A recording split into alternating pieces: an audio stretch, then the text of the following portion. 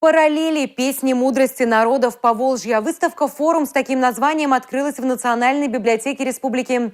Она посвящена 145-летию со дня рождения чувашского народного певца и собирателя фольклора Гаврила Федорова. Известные композиторы Степан Максимов и Виктор Томилин записывали с ним народные песни. Долгое время записи не удавалось найти, и вот их обнаружили. Фонограммы находятся в архиве Санкт-Петербурга. Национальная библиотека Чувашии держит с ними связь и желает заполучить эти фонограммы в свой архив.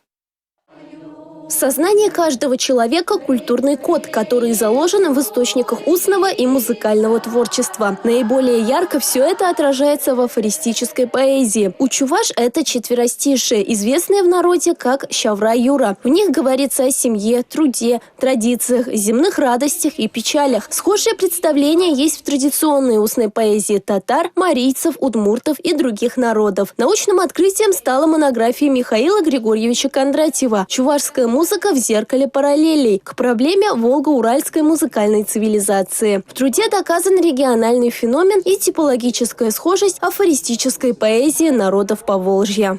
Те, кто интересуется народным творчеством чувашским и соседей наших, вдруг обнаруживают, что у нас родство не только в языках, иногда говорят, территория, география у нас общая, история у нас где-то 1000 лет почти общая у наших народов, но и в музыке и в поэзии. Тут главным образом сегодня разговор о поэзии, о народной поэзии, которая, собственно, и показывает эти параллели.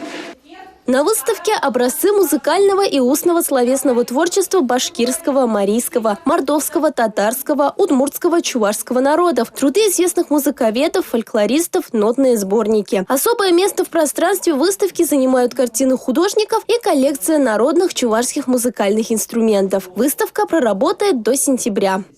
Милена Алексеева, Регина Кубайкина, Игорь Зверев, Республика.